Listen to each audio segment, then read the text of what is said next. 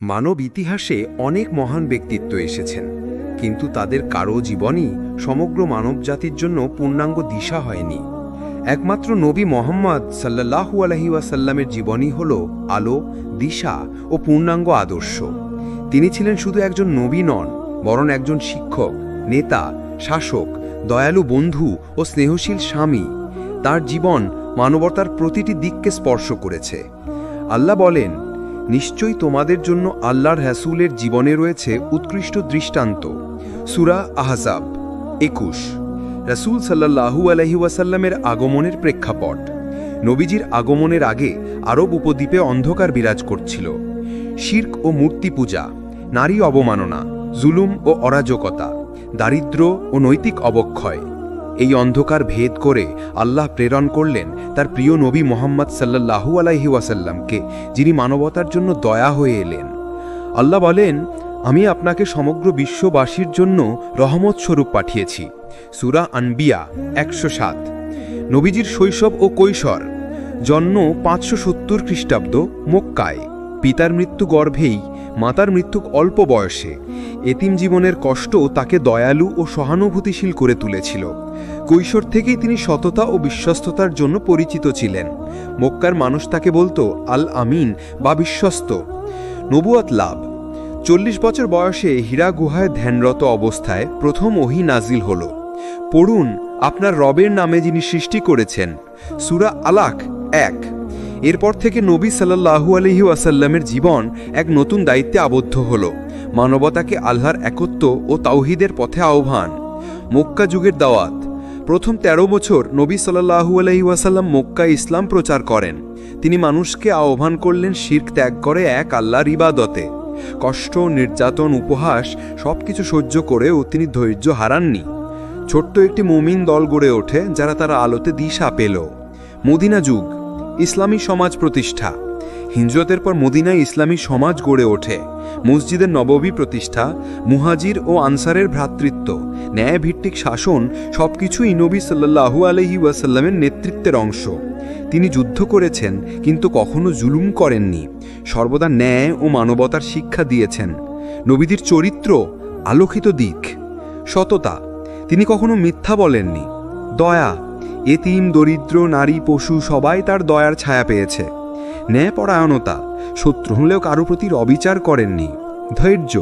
কষ্ট ও নির্যাতনের সময় ধৈর্য হারাননি। ভালোবাসা। সাহাবীদের প্রতি তার ভালোবাসা ছিল পিতার মতো। মানবতার জন্য আলোর দিশা। নবীজির জীবন শুধু মুসলমানদের জন্য নয়, বরং সমগ্র মানবতার জন্য শিক্ষা।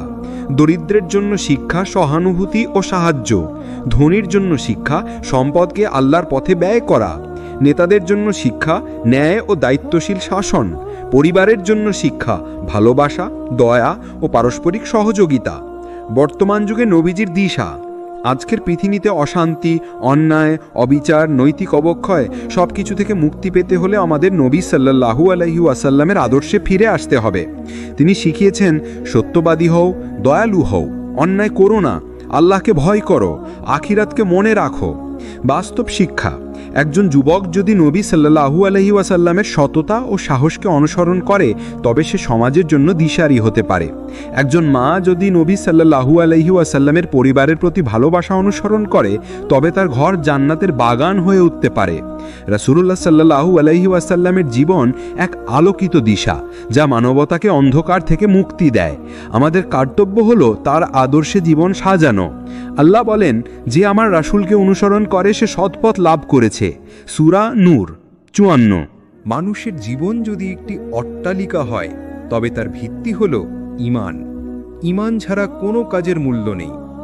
নামাজ, রোজা, হজ, যাকাত সবই তখনই গ্রহণযোগ্য হবে যখন ঈমান দৃঢ় হয়। তাই রাসূল সাল্লাল্লাহু আলাইহি ওয়াসাল্লাম বলেছেন, দেহে একটি মাংসপিণ্ড আছে, যদি তা সঠিক হয় তবে সমগ্র দেহ সঠিক হয়, আর যদি তা নষ্ট হয় তবে সমগ্র দেহ নষ্ট হয়। সেটি হল অন্তর।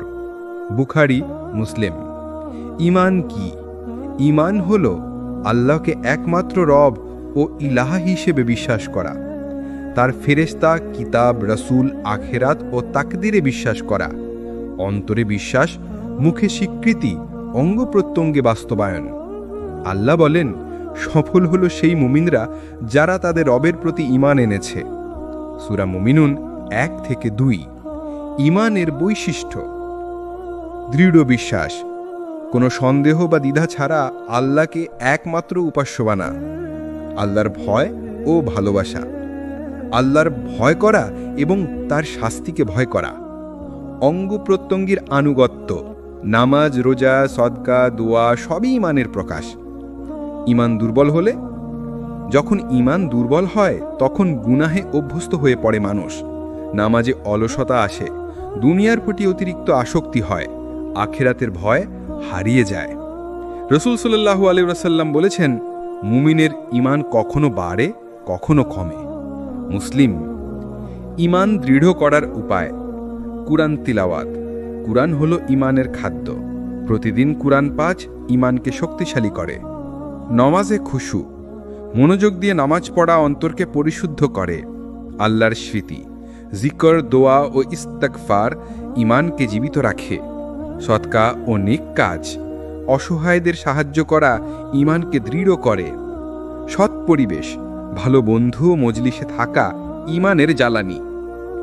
সাহাবীদের ঈমানের উদাহরণ: আবু বকর রাসূলের হিজরতের সময় জীবন বাজি রেখেছিলেন।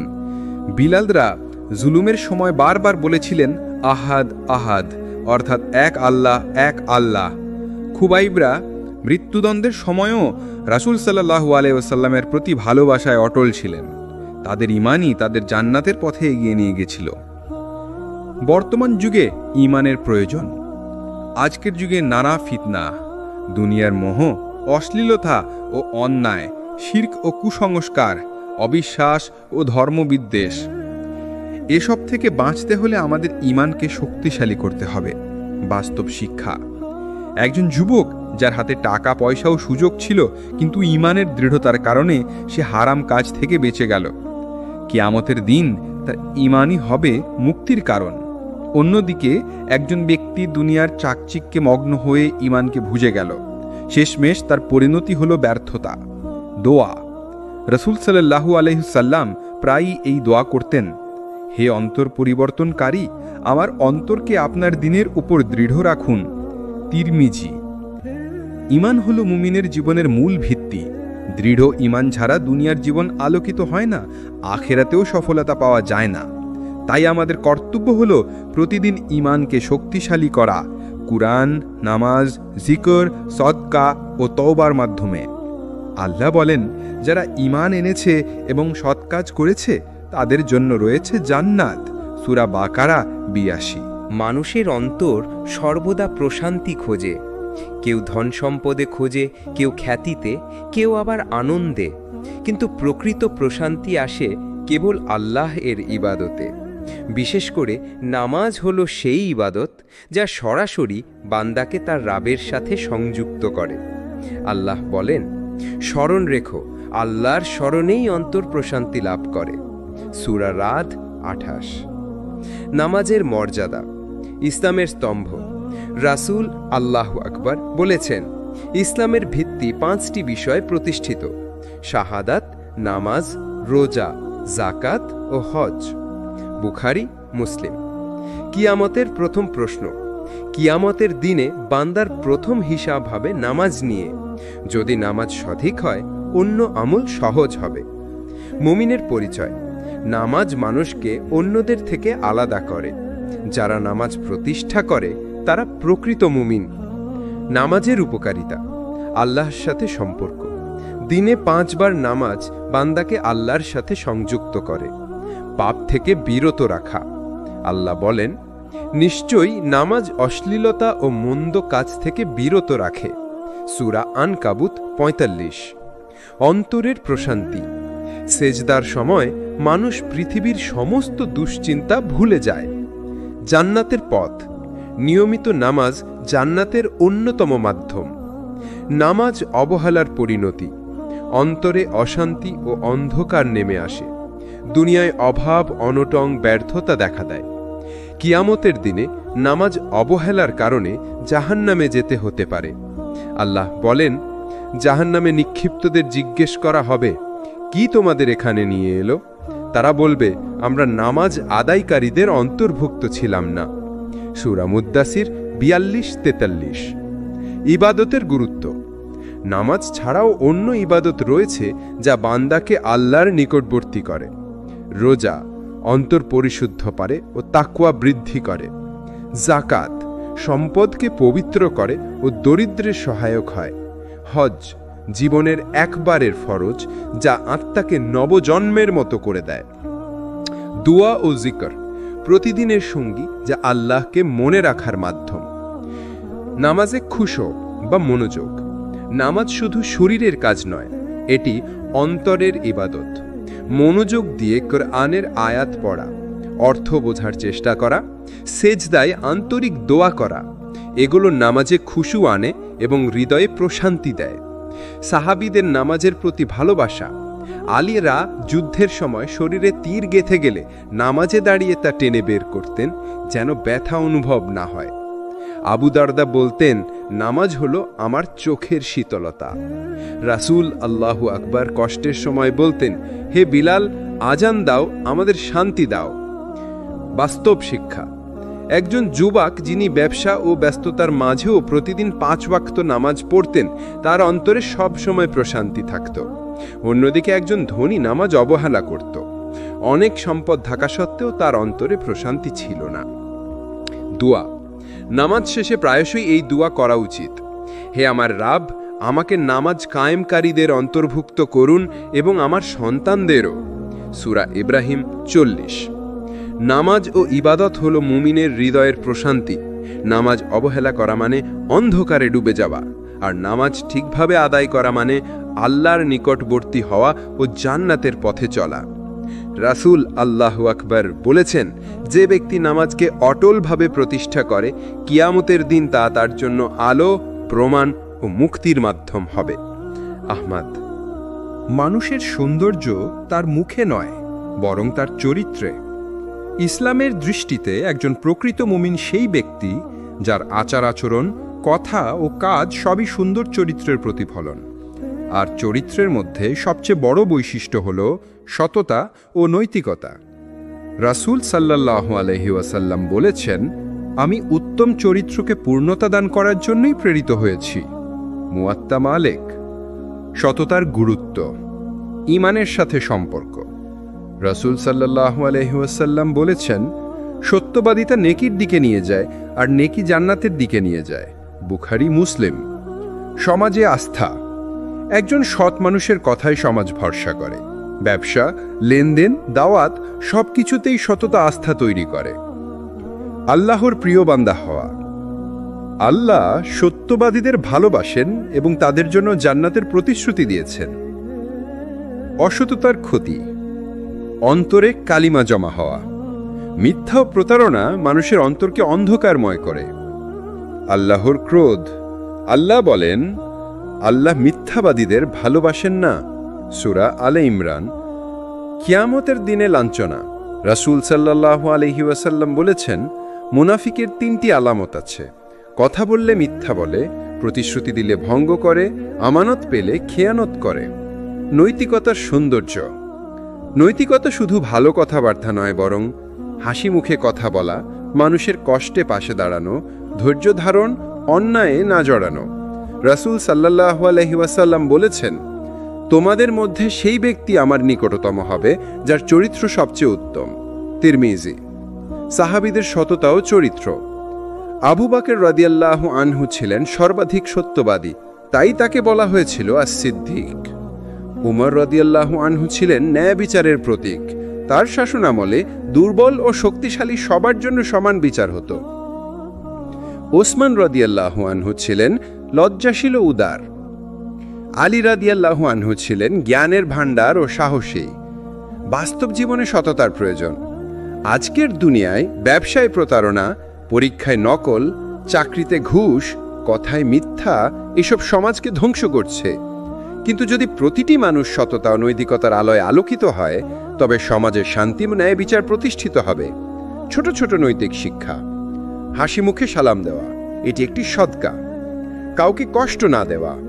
প্রকৃত মুসলিম সেই যার হাত ও জিহ্বা থেকে মানুষ নিরাপদ থাকে। প্রতিশ্রুতি রক্ষা করা এটি ঈমানের অঙ্গ। ক্ষমাশীলতা, রাগ দমন করা মুমিনের সৌন্দর্য। বাস্তব উদাহরণ: একজন ব্যবসায়ী লেনদেনে সর্বদা সত্যবাদী ছিলেন। লাভ কম হলেও তিনি হারাম পথে যাননি। আল্লাহ তার ব্যবসায় বরকত দিয়েছেন, মানুষ তার উপর আস্থা রেখেছে। অন্যদিকে একজন অসৎ ব্যবসায়ী অল্প সময়ই ধনী হলেও শেষমেশ মানুষ তাকে ঘৃণা করেছে, আল্লাহর শাস্তি তাকে আঘাত করেছে।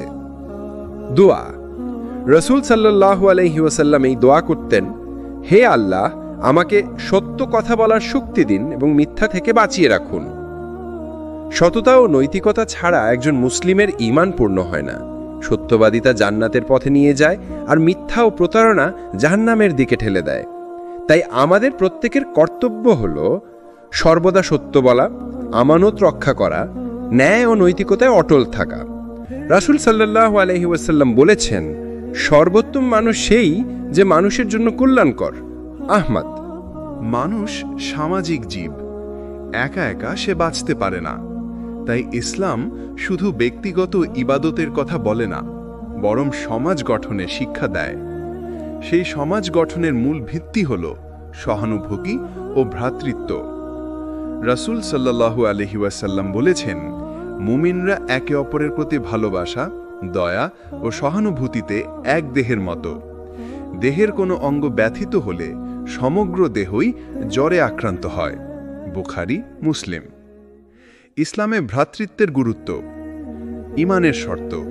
রাসূল সাল্লাল্লাহু আলাইহি ওয়াসাল্লাম বলেছেন, তোমাদের কেউ ততক্ষণ পর্যন্ত পূর্ণ মুমিন হতে পারবে না যতক্ষণ না সে তার ভাইয়ের জন্য সেই জিনিস পছন্দ করে যা সে নিজের জন্য পছন্দ করে। বুখারী, মুসলিম। সমাজে ঐক্য। ভ্রাতৃত্ব সমাজে বিভেদ দূর করে, ঐক্য স্থাপন করে। আল্লাহর ভালোবাসা অর্জন। যে বান্দা তার ভাইকে ভালোবাসে, আল্লাহ তার প্রতি বিশেষ রহমত বর্ষণ করেন। সহানুভূতির শিক্ষা। অসহায়দের সাহায্য করা। আল্লাহ বলেন, তোমরা নামাজ কায়েম করো, যাকাত দাও এবং রুকু করো রুকুকারীদের সাথে। সূরা বাকারা ৪৩। যাকাত কেবল সম্পদশালীকে নয়, দরিদ্রকেও সম্মানিত করে। অন্যের দুঃখ ভাগাভাগি করা। রাসূল সাল্লাল্লাহু আলাইহি ওয়াসাল্লাম বলেছেন, যে ব্যক্তি দুনিয়াতে একজন মুমিনের কষ্ট দূর করবে, আল্লাহ কিয়ামতের দিন তার একটি কষ্ট দূর করবেন। মুসলিম। অনাথ ও দরিদ্রদের যত্ন নেওয়া। রাসূল সাল্লাল্লাহু আলাইহি ওয়াসাল্লাম বলেছেন, আমি এবং যে ব্যক্তি অনাথের যত্ন নেয় জান্নাতে এভাবে থাকব। তিনি তার আঙুল দুটি একসাথে জোড়েন। বুখারী। ভ্রাতৃত্ব ভঙ্গের কারণ। হিংসা, ভাইয়ের সাফল্যে জ্বলে ওঠা। অহংকার, নিজেকে বড় মনে করা। অন্যায় ও জুলুম, কারো অধিকার হরণ করা। গীবত ও অপবাদ, পেছনে নিন্দা করা। আল্লাহ বলেন, তোমরা একে অপরের গীবত করো না। তোমাদের কেউ কি তার মৃত ভাইয়ের গোশত খেতে পছন্দ করবে? সূরা হুজুরাত ১২। সাহাবীদের ভ্রাতৃত্বের উদাহরণ। আনসার ও মুহাজির। মদিনার আনসাররা নিজেদের বাড়ি, সম্পদ, এমনকি পরিবারও মুহাজিরদের সাথে ভাগ করে নিয়েছিলেন। আবু দাহদারা তার সবচেয়ে সুন্দর বাগান সদকা করে দেন এক দরিদ্রের জন্য। ওমররা রাতের আধারে খাদ্য নিয়ে গরিবদের বাড়িতে যেতেন। আজকের সমাজে সহানুভূতি। আজ আমাদের সমাজে দরিদ্র, ইয়েতিম, অসহায়, অসুস্থ মানুষ রয়েছে। তাদের পাশে দাঁড়ানো, শিক্ষা ও চিকিৎসায় সহায়তা করা, প্রতিবেশীর খোঁজ নেওয়া, এই সব কাজই সহানুভূতি ও ভ্রাতৃত্বের বাস্তব প্রয়োগ। বাস্তব শিক্ষা। একজন যুবক প্রতিদিন সামর্থ্য অনুযায়ী দরিদ্রদের সাহায্য করত। তার এই ভ্রাতৃত্বপূর্ণ আচরণে সমাজের মানুষ তাকে ভালোবাসত। অন্যদিকে একজন ধনী কৃপণ ব্যক্তি কারো দুঃখে পাশে দাঁড়াত না। শেষমেশ তার মৃত্যুর পর সমাজ তাকে ভুলে যায়। ভ্রাতৃত্ব রক্ষার উপায়। সালাম দেওয়া এবং ভালোবাসা ছড়ানো। একে অপরের ভুল ক্ষমা করা। কারো প্রয়োজন হলে পাশে দাঁড়ানো। দোয়া করা। নিজের ভাইয়ের জন্য গোপনে দোয়া করলে ফেরেশতা বলে, তোমার জন্যও তাই। দোয়া। রাসূল দোয়া করতেন, হে আল্লাহ, আমাদের অন্তরগুলোকে একত্রিত করুন, আমাদের মধ্যে শান্তি ও ভালোবাসা স্থাপন করুন। সহানুভূতি ও ভ্রাতৃত্ব শুধু একটি নীতি নয়, এটি ইসলামের প্রাণ। যখন মুসলমানরা ভ্রাতৃত্বে আবদ্ধ থাকবে তখন সমাজ শান্তিপূর্ণ হবে। রাসূল সাল্লাল্লাহু আলাইহি ওয়াসাল্লাম বলেছেন, মুমিন মুমিনের ভাই, সে তার প্রতি জুলুম করে না, তাকে হেয় করে না, তাকে পরিত্যাগ করে না। মুসলিম। জীবন মানেই পরীক্ষা। সুখ দুঃখ, লাভ ক্ষতি, রোগ স্বাস্থ্য সবই আল্লাহর পক্ষ থেকে পরীক্ষা। এই পরীক্ষায় সফল হওয়ার জন্য মুসলিমের সবচেয়ে বড় দুটি অস্ত্র হল ধৈর্য বা সবর এবং তাওয়াক্কুল অর্থাৎ আল্লাহর উপর ভরসা করা। আল্লাহ বলেন, নিশ্চয়ই আমি তোমাদের পরীক্ষা করব কিছুটা ভয়, ক্ষুধা, সম্পদ, জীবন ও ফলের ক্ষতি দ্বারা, আর ধৈর্যশীলদের সুসংবাদ দাও। সূরা বাকারা ১৫৫। ধৈর্যের গুরুত্ব জীবনের প্রতিটি ক্ষেত্রে প্রয়োজনীয়। ইবাদতে ধৈর্য, গুনাহ থেকে বাঁচতে ধৈর্য, বিপদে ধৈর্য, আল্লাহর সাহায্য লাভের মাধ্যম। আল্লাহ বলেন, নিশ্চয়ই আল্লাহ ধৈর্যশীলদের সাথে আছেন। সূরা বাকারা ১৯৩। অপরিসীম প্রতিদান। আল্লাহ বলেন, ধৈর্যশীলদেরকে অগণিত প্রতিদান দেয়া হবে। সূরা জুমার ১০। তাওয়াক্কুলের গুরুত্ব আল্লাহর উপর ভরসা করা। তাওয়াক্কুল মানে চেষ্টা করার পর ফলাফলের জন্য আল্লাহর উপর ভরসা করা। মুমিনের বৈশিষ্ট্য আল্লাহ বলেন, মুমিনরা আল্লাহর উপরই ভরসা করে। সূরা আলে ইমরান। কষ্টে প্রশান্তি আনে। যখন মানুষ ভাবে যে আল্লাহ আছেন, তিনি দেখছেন, তখন অন্তর শান্ত থাকে। ধৈর্য ও তাওয়াক্কুলের সম্পর্ক। ধৈর্য হল পরীক্ষায় স্থির থাকা। তাওয়াক্কুল হল পরীক্ষার ফলাফল আল্লাহর হাতে সমর্পণ করা। দুটি একসাথে থাকলে একজন মুসলিম কখনো ব্যর্থ হয় না।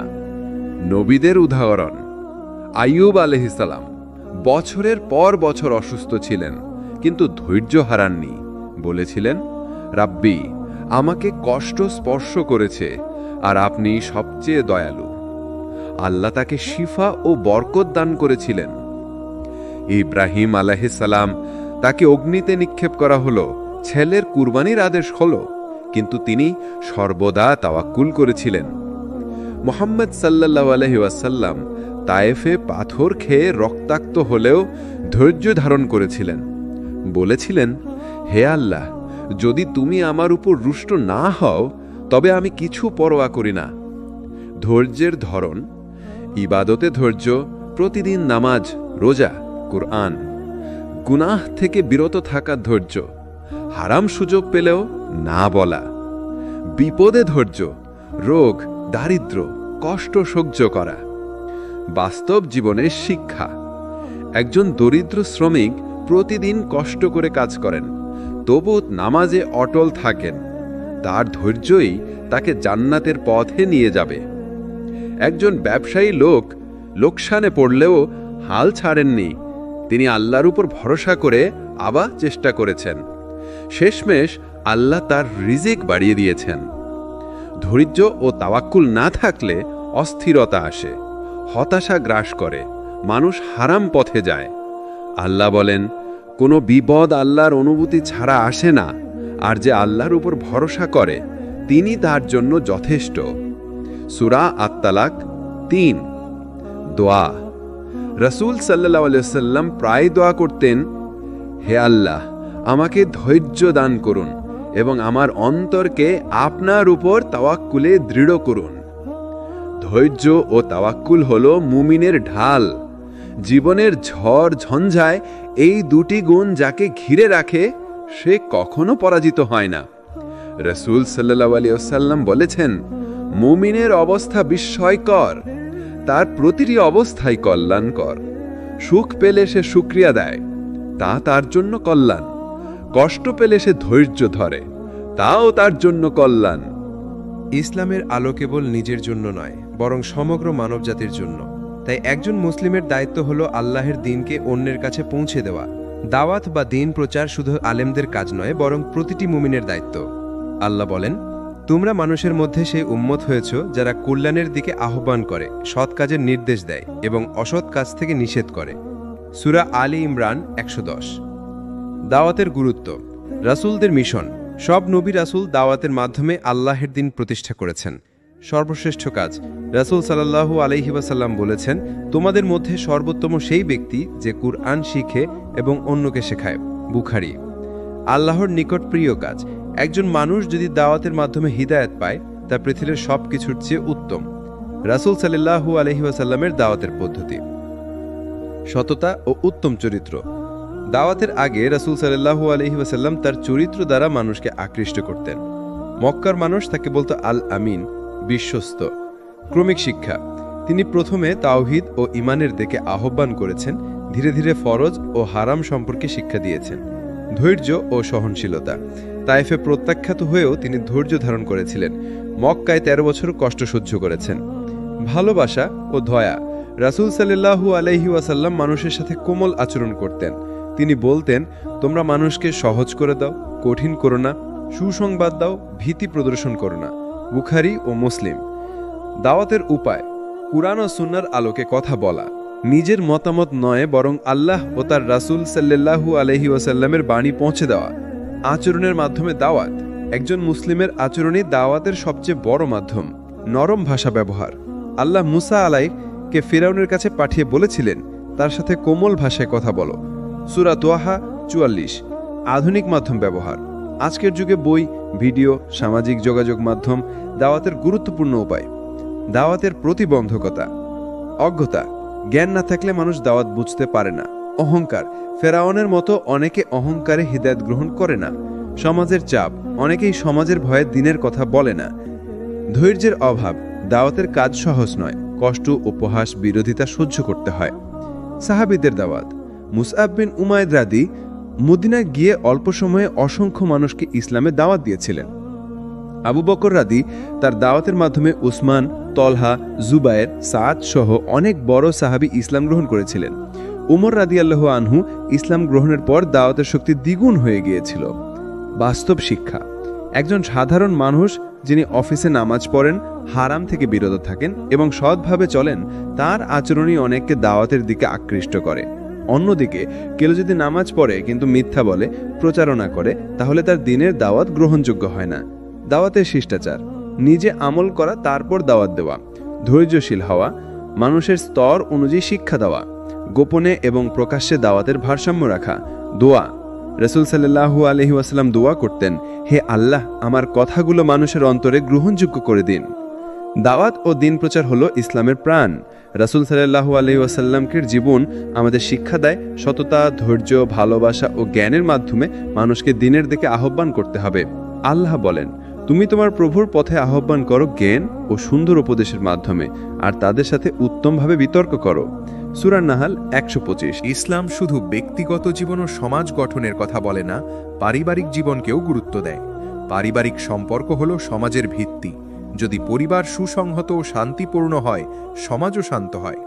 রাসূল সাল্লাল্লাহু আলাইহি ওয়াসাল্লাম বলেছেন, নিশ্চয়ই সবচেয়ে উত্তম তোমাদের মধ্যে সেই ব্যক্তি যার চরিত্র তার পরিবারের জন্যও ভালো। তিরমিজি। পরিবারে ইসলামী মূল্যবোধ। ভালোবাসা। পরিবারে ভালোবাসা থাকতে হবে, তা না হলে মনোবলও শান্তি হারায়। শান্তি ও সহমর্মিতা। অভ্যন্তরীণ শান্তি সন্তান ও জীবনসঙ্গীর হৃদয়েও ছড়িয়ে পড়ে। দায়িত্ব পালন। পিতার দায়িত্ব সন্তানদের নৈতিক শিক্ষা দেওয়া, মা সন্তানদের স্নেহ ও শৃঙ্খলা প্রদান। ধৈর্য ও সহনশীলতা। পরিবারে ছোটখাটো বিরোধ ও ভুল বোঝাবুঝি থাকবে, ধৈর্য রাখতে হবে। নবী সাল্লাল্লাহু আলাইহি ওয়াসাল্লামের পারিবারিক জীবন হাজার দিক্কির উদাহরণ। তিনি স্ত্রীদের প্রতি কোমল ছিলেন, কখনো রাগে অপ্রয়োজনীয় কথা বলতেন না। সন্তানদের সাথে খেলতেন, হাসতেন, তাদের শিক্ষা দিতেন।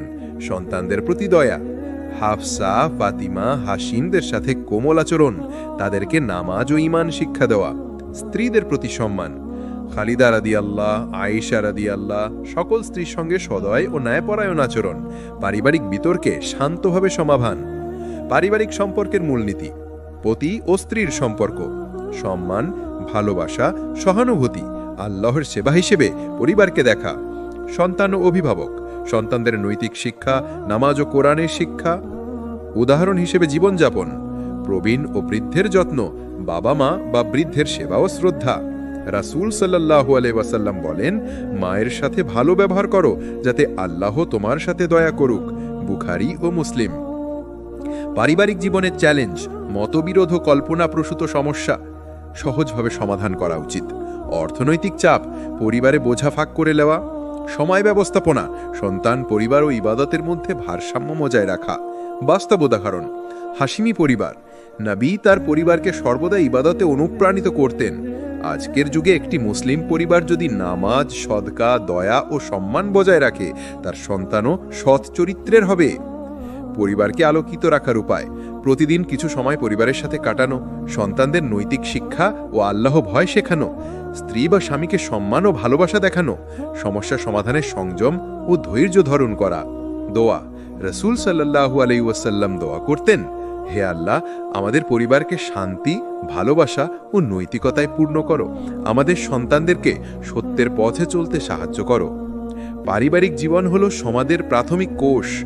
নবী সাল্লাল্লাহু আলাইহি ওয়াসাল্লামের জীবন আমাদের শেখায় পরিবারকে ভালোবাসা, ধৈর্য ও আল্লাহ ভয় পরিচালনা করতে হবে। যে পরিবার আল্লাহর পথে পরিচালিত হয়, তার সন্তানের মাধ্যমে সমাজেও আলো ছড়ায়।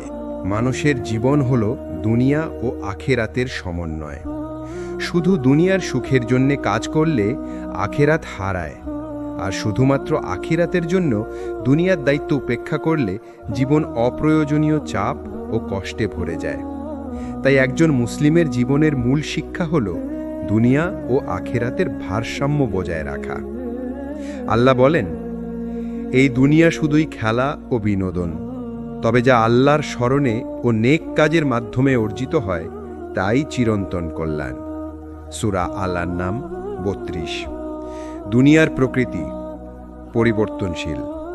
দুনিয়ার সৌন্দর্য, সম্পদ, ক্ষমতা অল আর টেম্পোরারি। ফাঁকি ও প্রতারণা, মানুষের অহংকার, সম্পদে আসক্তি, তৃপ্তির সীমাহীন চাওয়া। রাসূল সাল্লাল্লাহু আলাইহি ওয়াসাল্লাম বলেছেন, দুনিয়া একদিনেই শেষ হবে, তবে আখেরাত স্থায়ী। মুসলিম। আখেরাতের গুরুত্ব, স্থায়ী প্রতিদান। আল্লাহ বলেন, যারা ঈমান এনেছে এবং সৎ কাজ করেছে তাদের জন্য জান্নাত প্রস্তুত। সূরা বাকারা ৮২। সত্যিকারের সুখ, দুনিয়ার আনন্দ তুচ্ছ, তবে আখেরাতের সুখ চিরন্তন। মুমিনের লক্ষ্য, মুমিন সবসময় আখেরাতকে সামনে রেখে দুনিয়ার কাজে নিয়োজিত হয়। ভারসাম্য কিভাবে বজায় রাখবেন? দুনিয়ার কাজকে নেক কাজে রূপান্তর করা, ব্যবসা করলে হালাল পথে, সম্পদ ব্যয় করলে আল্লাহর সন্তুষ্টির জন্য, সমাজের কল্যাণে খরচ। দুনিয়ার আনন্দ সীমিত করা, অতিরিক্ত দুনিয়ার লোভ এড়ানো। পারিবারিক ও সামাজিক দায়িত্বের প্রতি মনোযোগ, নিয়মিত ইবাদত ও তাওবা, নামাজ, রোজা, দোয়া ও জিকর। দুনিয়ার বাস্তবতায়ও আল্লাহর স্মরণ। নবী সাল্লাল্লাহু আলাইহি ওয়াসাল্লাম ও সাহাবীদের উদাহরণ। মুহাম্মদ সাল্লাল্লাহু আলাইহি ওয়াসাল্লাম ধনী হওয়া সত্ত্বেও দুনিয়ার মাল মস্কিনকে আল্লাহর সন্তুষ্টির জন্য ব্যবহার। আবু বকর রাও ব্যবসায় সফল হলেও সর্বদা হালাল উপার্জনে মনোযোগ। ওমর রাও শাসক অবস্থায়ও দুনিয়ার আনন্দে লিপ্ত হননি। বর্তমান যুগে ভারসাম্য। আজকের মানুষ প্রায়শই দুনিয়ার মোহে ভোগেন, ফলে নামাজ ও ইবাদত ভুলে যায়, পরিবারে মনোযোগ কমে, চরম চাপ ও মানসিক অসুস্থতা। সমাধান হল দুনিয়া অর্জন, কিন্তু আখিরাতকে অগ্রাধিকার। বাস্তব উদাহরণ, একজন মুসলিম ব্যবসায়ী কাজ করছে, পরিবারকে দেখাশোনা করছে, ইবাদত বজায় রাখছে। ধৈর্য, সততা, দয়া তার জীবনে রয়েছে। অন্যদিকে কেউ দুনিয়ার জন্য সম্পদ অর্জন করে কিন্তু আখিরাত ভুলে যায়, শেষে তার মানসিক শান্তি হারায়। দোয়া, রাসূল সাল্লাল্লাহু আলাইহি ওয়াসাল্লাম দোয়া করতেন, হে আল্লাহ, আমাকে দুনিয়ার কল্যাণ দাও, তবে আখিরাতের কল্যাণকে ভুলতে না দাও, এবং আমাকে আগুন থেকে রক্ষা করো। বুখারী, মুসলিম। দুনিয়া এবং আখিরাত উভয়ই গুরুত্বপূর্ণ। সঠিক ভারসাম্য বজায় রাখলে জীবন শান্তিময়, পরিপূর্ণ ও আলোকিত হয়। রাসূল সাল্লাল্লাহু আলাইহি ওয়াসাল্লাম বলেছেন, মুমিন সেই ব্যক্তি যার দুনিয়া এবং আখেরাতের ভারসাম্য ঠিক আছে। মানুষ পাপময়, সবাই ভুল করে, অনেক সময় আল্লাহর নিয়ম অমান্য করি, কিন্তু ইসলাম আমাদের শেখায় যে কেউ আন্তরিকভাবে তওবা করে আল্লাহ তার সকল পাপ মাফ করে দেন। তওবা হলো ঈমানের অংশ, যা মানুষের জীবনকে নতুন আলোকিত পথ দেখায়। আল্লাহ বলেন, যে ব্যক্তি পাপ করে তারপর তা থেকে দ্রুত তওবা করে, নিশ্চয়ই আল্লাহ তার তওবা গ্রহণ করেন, তিনি খুব ক্ষমাশীল, দয়ালু। সূরা নিসা 17। তওবার গুরুত্ব। আল্লাহর নৈকট্য। তওবা মানুষকে আল্লাহর নিকটে নিয়ে আসে, পাপের বোঝা কমানো, অন্তরে শান্তি ফিরে আসে, আখিরাতের জন্য সুরক্ষা, কেয়ামতের দিন পাপের বোঝা হালকা হয়। রাসূল সাল্লাল্লাহু আলাইহি ওয়াসাল্লাম বলেছেন, যে ব্যক্তি পাপ করে এবং সে জানে যেটা ভুল, তারপর তওবা করে, আল্লাহ তাকে দয়া করে ক্ষমা করেন। তিরমিজি। তওবার শর্ত। আন্তরিকতা, পাপের জন্য হৃদয় থেকে আফসোস করা, পাপ ত্যাগ করা, সত্যি পাপের কাজ বন্ধ করা, পূর্ববর্তী ক্ষতি পূরণ করার চেষ্টা, যদি অন্যকে ক্ষতি করা হয়ে থাকে তার জন্য সাদকা, ক্ষমা বা সাহায্য করা, ভবিষ্যতে ফিরে না যাওয়া, পুনরায় সেই পাপ করা এড়ানো। তওবার ধরন। নামাজ ও দোয়ার মাধ্যমে। রাতে নামাজ ও দোয়া করে পাপ মাফ চাওয়া। সাদকা ও নেক কাজ, দরিদ্রদের সাহায্য ও অন্যের কল্যাণে ব্যয় করা। কোরআন পাঠ ও জিকির, আল্লাহর স্মরণে মনকে ধ্রুব রাখা। রাসূল সাল্লাল্লাহু আলাইহি ওয়াসাল্লাম ও তওবার উদাহরণ।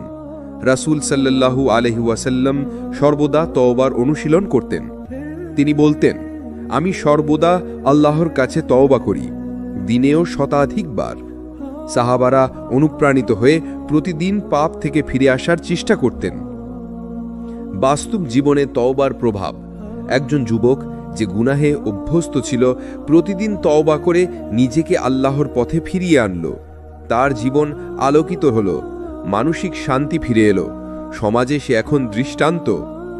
অন্যদিকে যারা তওবা করে না, তারা দুশ্চিন্তায় ভোগে এবং আখেরাতের জন্য প্রস্তুত থাকে না। তওবার অনুপ্রেরণা। আল্লাহর দয়া। আল্লাহ অগণিত পাপ মাফ করতে প্রস্তুত। জান্নাতের আশা। তওবার মাধ্যমে জান্নাতের দ্বার উন্মুক্ত হয়। আত্ম উন্নতি। মানুষ নতুন করে শুরু করে, নিজের চরিত্র উন্নত করে। দুয়া। রাসূল সাল্লাল্লাহু আলাইহি ওয়াসাল্লাম দোয়া করতেন, হে আল্লাহ, আমাকে তওবা করার ক্ষমতা দাও, পাপ থেকে আমাকে রক্ষা করো এবং আমার অন্তরকে দৃঢ় রাখো। এরপর সমাপ্তি। তওবা হলো আল্লাহর দয়া ও নতুন জীবনের সূচনা। যে ব্যক্তি আন্তরিকভাবে তওবা করে, আল্লাহ তার জীবন আলোকিত করে দেন। রাসূল সাল্লাল্লাহু আলাইহি ওয়াসাল্লামই বলেছেন, যে ব্যক্তি পাপ করে এবং পরে আল্লাহর কাছে ফিরে আসে, আল্লাহ তার জন্য নতুন জীবন সৃষ্টি করেন। সুতরাং প্রতিটি মুসলিমের দায়িত্ব হল পাপ থেকে তওবা করা, নেক কাজের মাধ্যমে জীবন আলোকিত করা এবং আল্লাহর নৈকট্য অর্জন করা। মানব ইতিহাসে অনেক মহান ব্যক্তিত্ব এসেছেন, কিন্তু তাদের কারো জীবনই সমগ্র মানবজাতির জন্য পূর্ণাঙ্গ দিশা হয়নি। একমাত্র নবী মুহাম্মদ সাল্লাল্লাহু আলাইহি ওয়াসাল্লামের জীবনই হল আলো, দিশা ও পূর্ণাঙ্গ আদর্শ। তিনি ছিলেন শুধু একজন নবী নন, বরং একজন শিক্ষক, নেতা, শাসক, দয়ালু বন্ধু ও স্নেহশীল স্বামী। তার জীবন মানবতার প্রতিটি দিককে স্পর্শ করেছে। আল্লাহ বলেন, নিশ্চয়ই তোমাদের জন্য আল্লাহর রাসূলের জীবনে রয়েছে উৎকৃষ্ট দৃষ্টান্ত। সূরা আহজাব 21। রাসূল সাল্লাল্লাহু আলাইহি ওয়াসাল্লামের আগমনের প্রেক্ষাপট। নবীজির আগমনের আগে আরব উপদ্বীপে অন্ধকার বিরাজ করছিল। শিরক ও মূর্তি পূজা, নারী অবমাননা, জুলুম ও অরাজকতা, দারিদ্র্য ও নৈতিক অবক্ষয়। এই অন্ধকার ভেদ করে আল্লাহ প্রেরণ করলেন তার প্রিয় নবী মুহাম্মদ সাল্লাল্লাহু আলাইহি ওয়াসাল্লামকে, যিনি মানবতার জন্য দয়া হয়ে এলেন। আল্লাহ বলেন, আমি আপনাকে সমগ্র বিশ্ববাসীর জন্য রহমত স্বরূপ পাঠিয়েছি। সূরা আনবিয়া 107। নবীজির শৈশব ও কৈশোর। জন্ম 570 খ্রিস্টাব্দ মক্কায়। পিতার মৃত্যু গর্ভেই, মাতার মৃত্যু অল্প বয়সে। এতিম জীবনের কষ্ট তাকে দয়ালু ও সহানুভূতিশীল করে তুলেছিল। কৈশোর থেকেই তিনি সততা ও বিশ্বস্ততার জন্য পরিচিত ছিলেন। মক্কার মানুষ তাকে বলতো আল আমিন বা বিশ্বস্ত। নবুয়ত লাভ। 40 বছর বয়সে হীরা গুহায় ধ্যানরত অবস্থায় প্রথম ওহী নাজিল হল, পড়ুন আপনার রবের নামে যিনি সৃষ্টি করেছেন, সূরা আলাক 1। এরপর থেকে নবী সাল্লাল্লাহু আলাইহি ওয়াসাল্লামের জীবন এক নতুন দায়িত্বে আবদ্ধ হল, মানবতাকে আল্লাহর একত্ব ও তাওহীদের পথে আহ্বান। মক্কা যুগের দাওয়াত। প্রথম 13 বছর নবী সাল্লাল্লাহু আলাইহি ওয়াসাল্লাম মক্কায় ইসলাম প্রচার করেন। তিনি মানুষকে আহ্বান করলেন শিরক ত্যাগ করে এক আল্লাহর ইবাদতে। কষ্ট, নির্যাতন, উপহাস সবকিছু সহ্য করেও তিনি ধৈর্য হারাননি। ছোট্ট একটি মুমিন দল গড়ে ওঠে যারা তার আলোতে দিশা পেল। মদিনা যুগ। ইসলামী সমাজ প্রতিষ্ঠা। হিজরতের পর মদিনায় ইসলামী সমাজ গড়ে ওঠে। মসজিদের নববী প্রতিষ্ঠা, মুহাজির ও আনসারের ভ্রাতৃত্ব, ন্যায়ভিত্তিক শাসন সবকিছুই নবী সাল্লাল্লাহু আলাইহি ওয়াসাল্লামের নেতৃত্বের অংশ। তিনি যুদ্ধ করেছেন কিন্তু কখনো জুলুম করেননি, সর্বদা ন্যায় ও মানবতার শিক্ষা দিয়েছেন। নবীদের চরিত্র আলোকিত দিক। সততা। তিনি কখনো মিথ্যা বলেননি। দয়া। এতিম, দরিদ্র, নারী, পশু সবাই তার দয়ার ছায়া পেয়েছে। ন্যায়পরায়ণতা। শত্রু হলেও কারো প্রতি অবিচার করেননি। ধৈর্য। কষ্ট ও নির্যাতনের সময় ধৈর্য হারাননি। ভালোবাসা। সাহাবীদের প্রতি তার ভালোবাসা ছিল পিতার মতো। মানবতার জন্য আলোর দিশা। নবীজির জীবন শুধু মুসলমানদের জন্য নয়, বরং সমগ্র মানবতার জন্য শিক্ষা। দরিদ্রের জন্য শিক্ষা সহানুভূতি ও সাহায্য। ধনীর জন্য শিক্ষা সম্পদকে আল্লাহর পথে ব্যয় করা। নেতাদের জন্য শিক্ষা ন্যায় ও দায়িত্বশীল শাসন। পরিবারের জন্য শিক্ষা ভালোবাসা, দয়া ও পারস্পরিক সহযোগিতা। বর্তমান যুগে নবীজির দিশা। আজকের পৃথিবীতে অশান্তি, অন্যায়, অবিচার, নৈতিক অবক্ষয় সবকিছু থেকে মুক্তি পেতে হলে আমাদের নবী সাল্লাল্লাহু আলাইহি ওয়াসাল্লামের আদর্শে ফিরে আসতে হবে। তিনি শিখিয়েছেন, সত্যবাদী হও, দয়ালু হও, অন্যায় করো না, আল্লাহকে ভয় করো, আখিরাতকে মনে রাখো। বাস্তব শিক্ষা।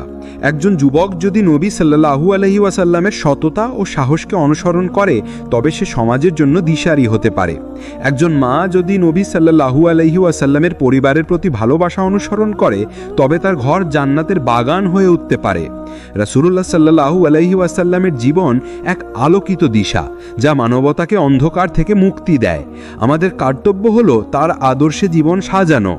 আল্লাহ বলেন, যে আমার রাসূলকে অনুসরণ করে সে সৎপথ লাভ করেছে। সূরা নূর 54।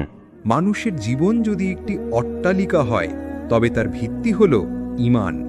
ঈমান ছাড়া কোনো কাজের মূল্য নেই। নামাজ, রোজা, হজ, যাকাত সবই তখনই গ্রহণযোগ্য হবে যখন ঈমান দৃঢ় হয়। তাই রাসূল সাল্লাল্লাহু আলাইহি ওয়াসাল্লাম বলেছেন, দেহে একটি মাংসপিণ্ড আছে, যদি তা সঠিক হয় তবে সমগ্র দেহ সঠিক হয়, আর যদি তা নষ্ট হয় তবে সমগ্র দেহ নষ্ট হয়। সেটি হল অন্তর। বুখারী, মুসলিম। ঈমান কি? ঈমান হল আল্লাহকে একমাত্র রব ও ইলাহা হিসেবে বিশ্বাস করা, তার ফেরেশতা, কিতাব, রাসূল, আখিরাত ও তাকদীরে বিশ্বাস করা। অন্তরে বিশ্বাস, মুখে স্বীকৃতি, অঙ্গ প্রত্যঙ্গে বাস্তবায়ন। আল্লাহ বলেন, সফল হলো সেই মুমিনরা যারা তাদের রবের প্রতি ঈমান এনেছে। সূরা মুমিনুন 1-2। ঈমানের বৈশিষ্ট্য। দৃঢ় বিশ্বাস, কোনো সন্দেহ বা দ্বিধা ছাড়া আল্লাহকে একমাত্র উপাস্য মানা। আল্লাহর ভয় ও ভালোবাসা, আল্লাহর ভয় করা এবং তার শাস্তিকে ভয় করা। অঙ্গ প্রত্যঙ্গের আনুগত্য, নামাজ, রোজা, সদকা, দোয়া সবই ঈমানের প্রকাশ। ঈমান দুর্বল হলে?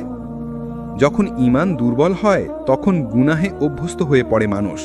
নামাজে অলসতা আসে, দুনিয়ার প্রতি অতিরিক্ত আসক্তি হয়, আখিরাতের ভয় হারিয়ে যায়।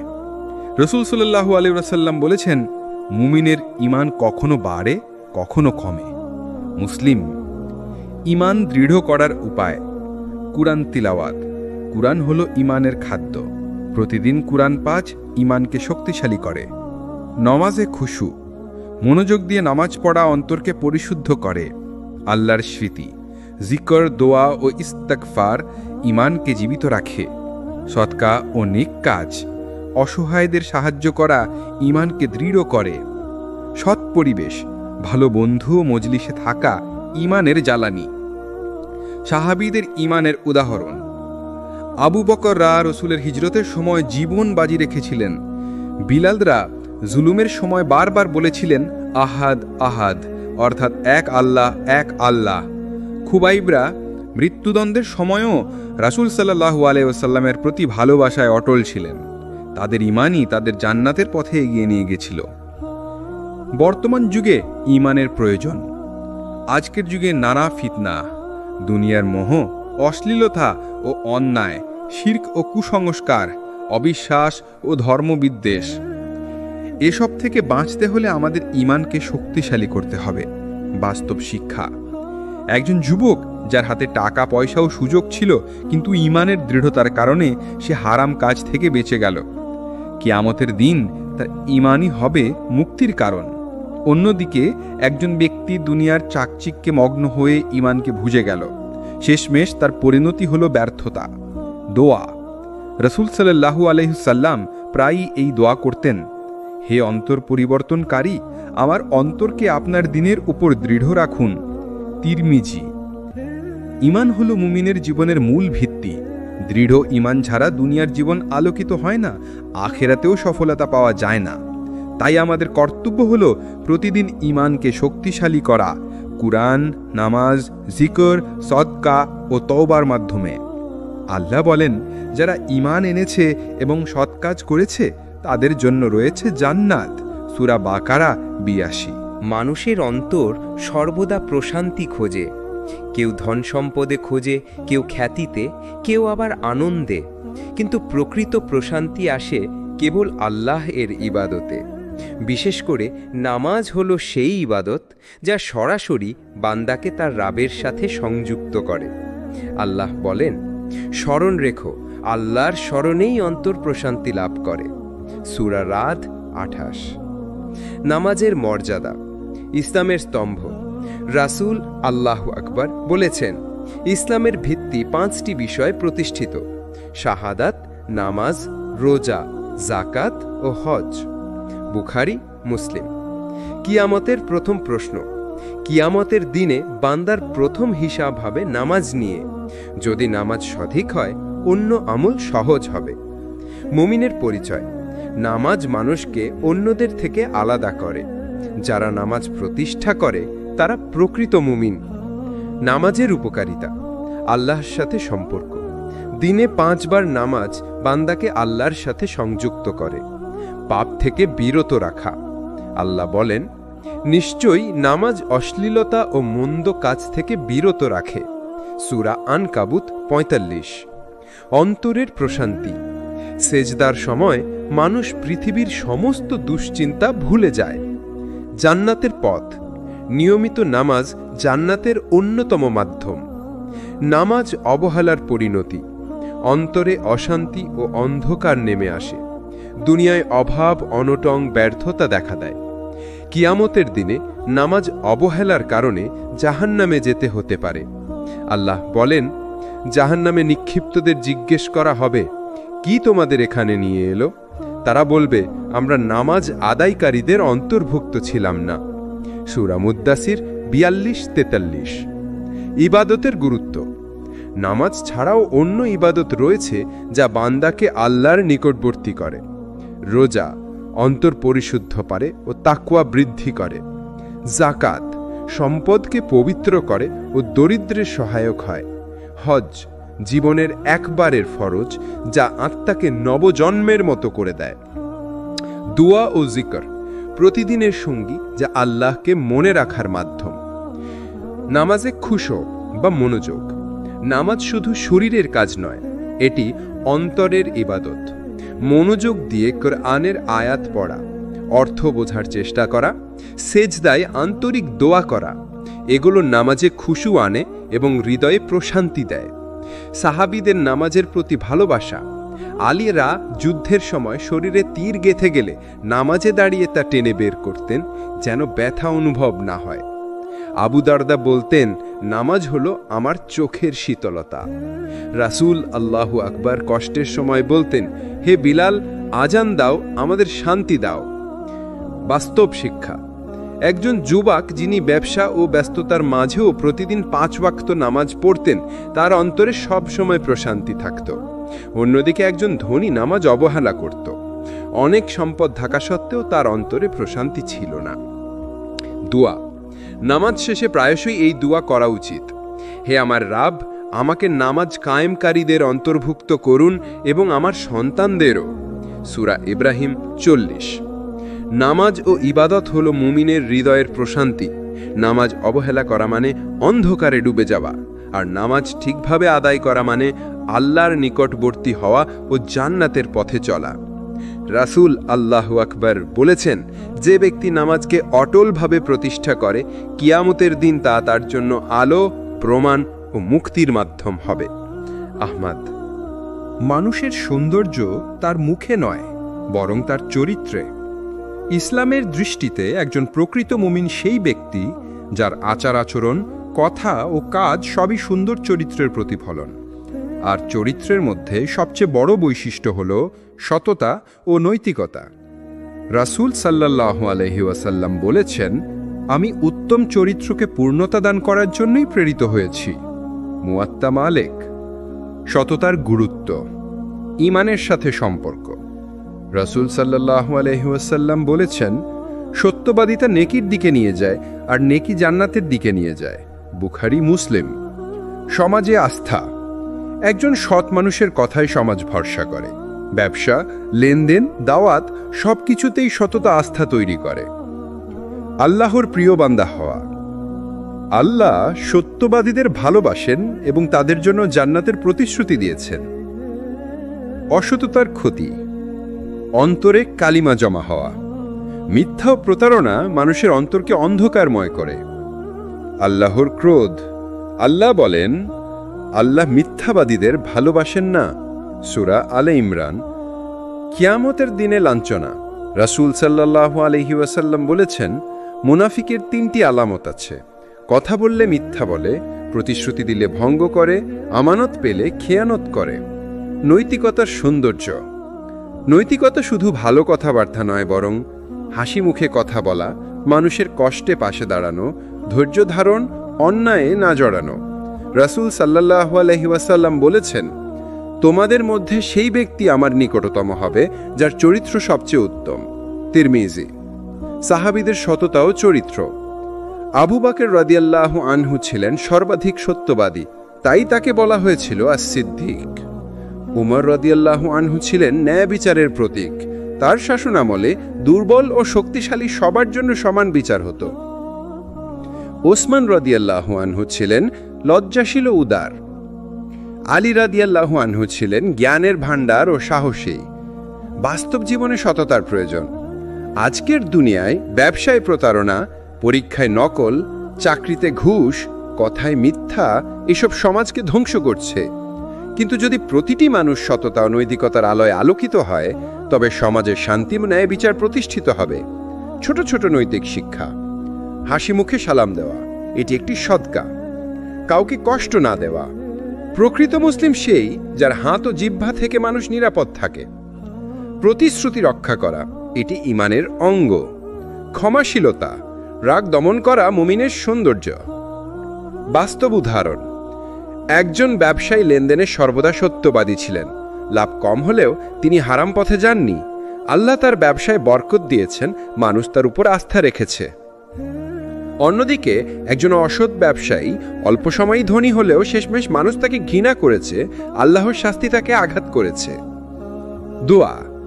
রাসূল সাল্লাল্লাহু আলাইহি ওয়াসাল্লাম এই দোয়া করতেন, হে আল্লাহ, আমাকে সত্য কথা বলার শক্তি দিন এবং মিথ্যা থেকে বাঁচিয়ে রাখুন।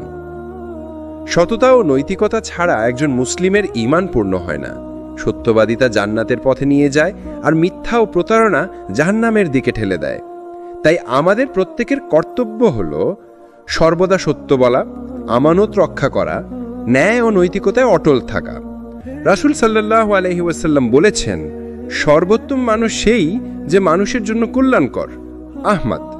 মানুষ সামাজিক জীব। একা একা সে বাঁচতে পারে না। তাই ইসলাম শুধু ব্যক্তিগত ইবাদতের কথা বলে না, বরং সমাজ গঠনের শিক্ষা দেয়। সেই সমাজ গঠনের মূল ভিত্তি হল সহানুভূতি ও ভ্রাতৃত্ব।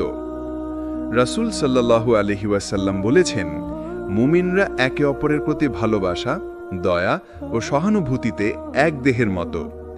দেহের কোনো অঙ্গ ব্যথিত হলে সমগ্র দেহই জ্বরে আক্রান্ত হয়। বুখারী, মুসলিম। ইসলামে ভ্রাতৃত্বের গুরুত্ব। ঈমানের শর্ত। রাসূল সাল্লাল্লাহু আলাইহি ওয়াসাল্লাম বলেছেন, তোমাদের কেউ ততক্ষণ পর্যন্ত পূর্ণ মুমিন হতে পারবে না যতক্ষণ না সে তার ভাইয়ের জন্য সেই জিনিস পছন্দ করে যা সে নিজের জন্য পছন্দ করে। বুখারী, মুসলিম। সমাজে ঐক্য। ভ্রাতৃত্ব সমাজে বিভেদ দূর করে, ঐক্য স্থাপন করে। আল্লাহর ভালোবাসা অর্জন। যে বান্দা তার ভাইকে ভালোবাসে, আল্লাহ তার প্রতি বিশেষ রহমত বর্ষণ করেন। সহানুভূতির শিক্ষা। অসহায়দের সাহায্য করা। আল্লাহ বলেন, তোমরা নামাজ কায়েম করো, যাকাত দাও এবং রুকু করো রুকুকারীদের সাথে। সূরা বাকারা ৪৩। যাকাত কেবল সম্পদশালীকে নয়, দরিদ্রকেও সম্মানিত করে। অন্যের দুঃখ ভাগাভাগি করা। রাসূল সাল্লাল্লাহু আলাইহি ওয়াসাল্লাম বলেছেন, যে ব্যক্তি দুনিয়াতে একজন মুমিনের কষ্ট দূর করবে, আল্লাহ কিয়ামতের দিন তার একটি কষ্ট দূর করবেন। মুসলিম। অনাথ ও দরিদ্রদের যত্ন নেওয়া। রাসূল সাল্লাল্লাহু আলাইহি ওয়াসাল্লাম বলেছেন, আমি এবং যে ব্যক্তি অনাথের যত্ন নেয় জান্নাতে এভাবে থাকব। তিনি তার আঙুল দুটি একসাথে জোড়েন। বুখারী। ভ্রাতৃত্ব ভঙ্গের কারণ। হিংসা, ভাইয়ের সাফল্যে জ্বলে ওঠা। অহংকার, নিজেকে বড় মনে করা। অন্যায় ও জুলুম, কারো অধিকার হরণ করা। গীবত ও অপবাদ, পেছনে নিন্দা করা। আল্লাহ বলেন, তোমরা একে অপরের গীবত করো না। তোমাদের কেউ কি তার মৃত ভাইয়ের গোশত খেতে পছন্দ করবে? সূরা হুজুরাত ১২। সাহাবীদের ভ্রাতৃত্বের উদাহরণ। আনসার ও মুহাজির। মদিনার আনসাররা নিজেদের বাড়ি, সম্পদ, এমনকি পরিবারও মুহাজিরদের সাথে ভাগ করে নিয়েছিলেন। আবু দাহদারা তার সবচেয়ে সুন্দর বাগান সদকা করে দেন এক দরিদ্রের জন্য। ওমররা রাতের আধারে খাদ্য নিয়ে গরিবদের বাড়িতে যেতেন। আজকের সমাজে সহানুভূতি। আজ আমাদের সমাজে দরিদ্র, ইয়েতিম, অসহায়, অসুস্থ মানুষ রয়েছে।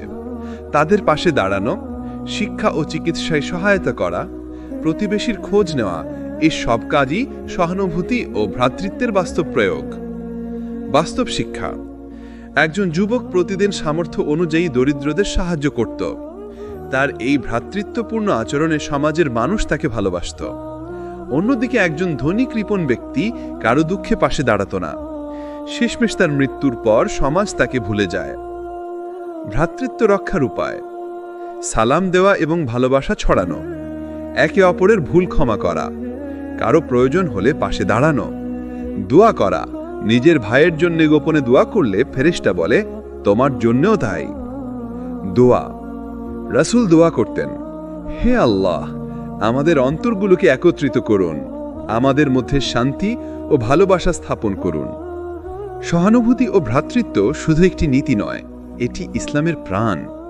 যখন মুসলমানরা ভ্রাতৃত্বে আবদ্ধ থাকবে, তখন সমাজ শান্তিপূর্ণ হবে। রাসূল সাল্লাল্লাহু আলাইহি ওয়াসাল্লাম বলেছেন, মুমিন মুমিনের ভাই। সে তার প্রতি জুলুম করে না, তাকে হেয় করে না, তাকে পরিত্যাগ করে না। মুসলিম। জীবন মানেই পরীক্ষা। সুখ দুঃখ, লাভ ক্ষতি, রোগ স্বাস্থ্য সবই আল্লাহর পক্ষ থেকে পরীক্ষা। এই পরীক্ষায় সফল হওয়ার জন্য মুসলিমের সবচেয়ে বড় দুটি অস্ত্র হল ধৈর্য বা সবর এবং তাওয়াক্কুল, অর্থাৎ আল্লাহর উপর ভরসা করা। আল্লাহ বলেন, নিশ্চয়ই আমি তোমাদের পরীক্ষা করব কিছুটা ভয়, ক্ষুধা, সম্পদ, জীবন ও ফলের ক্ষতি দ্বারা, আর ধৈর্যশীলদের সুসংবাদ দাও। সূরা বাকারা ১৫৫। ধৈর্যের গুরুত্ব। জীবনের প্রতিটি ক্ষেত্রে প্রয়োজনীয়। ইবাদতে ধৈর্য, গুনাহ থেকে বাঁচতে ধৈর্য, বিপদে ধৈর্য, আল্লাহর সাহায্য লাভের মাধ্যম। আল্লাহ বলেন, নিশ্চয়ই আল্লাহ ধৈর্যশীলদের সাথে আছেন। সূরা বাকারা ১৯৩। অপরিসীম প্রতিদান। আল্লাহ বলেন, ধৈর্যশীলদেরকে অগণিত প্রতিদান দেয়া হবে। সূরা জুমার ১০। তাওয়াক্কুলের গুরুত্ব। আল্লাহর উপর ভরসা করা। তাওয়াক্কুল মানে চেষ্টা করার পর ফলাফলের জন্য আল্লাহর উপর ভরসা করা। মুমিনের বৈশিষ্ট্য। আল্লাহ বলেন, মুমিনরা আল্লাহর উপরই ভরসা করে। সূরা আলে ইমরান। কষ্টে প্রশান্তি আনে। যখন মানুষ ভাবে যে আল্লাহ আছেন, তিনি দেখছেন, তখন অন্তর শান্ত থাকে। ধৈর্য ও তাওয়াক্কুলের সম্পর্ক। ধৈর্য হল পরীক্ষায় স্থির থাকা। তাওয়াক্কুল হল পরীক্ষার ফলাফল আল্লাহর হাতে সমর্পণ করা। দুটি একসাথে থাকলে একজন মুসলিম কখনো ব্যর্থ হয় না। নবীদের উদাহরণ। আইয়ুব আলাইহিস সালাম বছরের পর বছর অসুস্থ ছিলেন, কিন্তু ধৈর্য হারাননি। বলেছিলেন, রাব্বি, আমাকে কষ্ট স্পর্শ করেছে, আর আপনি সবচেয়ে দয়ালু। আল্লাহ তাকে শিফা ও বরকত দান করেছিলেন। ইব্রাহিম আলাইহিস সালাম, তাকে অগ্নিতে নিক্ষেপ করা হলো, ছেলের কুরবানির আদেশ হলো, কিন্তু তিনি সর্বদা তাওয়াক্কুল করেছিলেন। মুহাম্মদ সাল্লাল্লাহু আলাইহি ওয়াসাল্লাম তায়েফে পাথর খেয়ে রক্তাক্ত হলেও ধৈর্য ধারণ করেছিলেন। বলেছিলেন, হে আল্লাহ, যদি তুমি আমার উপর রুষ্ট না হও, তবে আমি কিছু পরোয়া করি না। ধৈর্যের ধরন। ইবাদতে ধৈর্য, প্রতিদিন নামাজ, রোজা, কুরআন। গুনাহ থেকে বিরত থাকার ধৈর্য, হারাম সুযোগ পেলেও না বলা। বিপদে ধৈর্য, রোগ, দারিদ্র্য, কষ্ট সহ্য করা। বাস্তব জীবনের শিক্ষা। একজন দরিদ্র শ্রমিক প্রতিদিন কষ্ট করে কাজ করেন, তবু নামাজে অটল থাকেন। তার ধৈর্যই তাকে জান্নাতের পথে নিয়ে যাবে। একজন ব্যবসায়ী লোকসানে পড়লেও হাল ছাড়েননি। তিনি আল্লাহর উপর ভরসা করে আবার চেষ্টা করেছেন। শেষমেশ আল্লাহ তার রিজিক বাড়িয়ে দিয়েছেন। ধৈর্য ও তাওয়াক্কুল না থাকলে অস্থিরতা আসে, হতাশা গ্রাস করে, মানুষ হারাম পথে যায়। আল্লাহ বলেন, কোনো বিপদ আল্লাহর অনুভূতি ছাড়া আসে না, আর যে আল্লাহর উপর ভরসা করে তিনি তার জন্য যথেষ্ট। সূরা আত-তালাক ৩।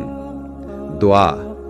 রাসূল সাল্লাল্লাহু আলাইহি ওয়াসাল্লাম প্রায় দোয়া করতেন, হে আল্লাহ, আমাকে ধৈর্য দান করুন এবং আমার অন্তরকে আপনার উপর তাওয়াক্কুলে দৃঢ় করুন।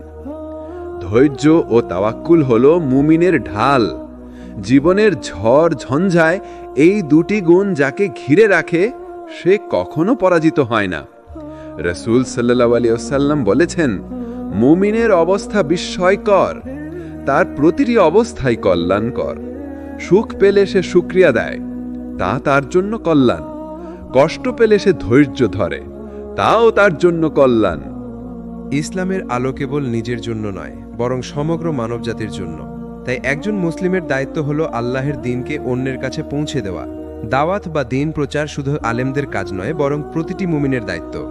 আল্লাহ বলেন, তোমরা মানুষের মধ্যে সেই উম্মত হয়েছ যারা কল্যাণের দিকে আহ্বান করে, সৎ কাজের নির্দেশ দেয় এবং অসৎ কাজ থেকে নিষেধ করে। সূরা আলী ইমরান ১১০। দাওয়াতের গুরুত্ব। রাসূলদের মিশন। সব নবী রাসূল দাওয়াতের মাধ্যমে আল্লাহের দ্বীন প্রতিষ্ঠা করেছেন। সর্বশ্রেষ্ঠ কাজ। রাসূল সাল্লাল্লাহু আলাইহি ওয়াসাল্লাম বলেছেন, তোমাদের মধ্যে সর্বোত্তম সেই ব্যক্তি যে কুরআন শিখে এবং অন্যকে শেখায়। বুখারী।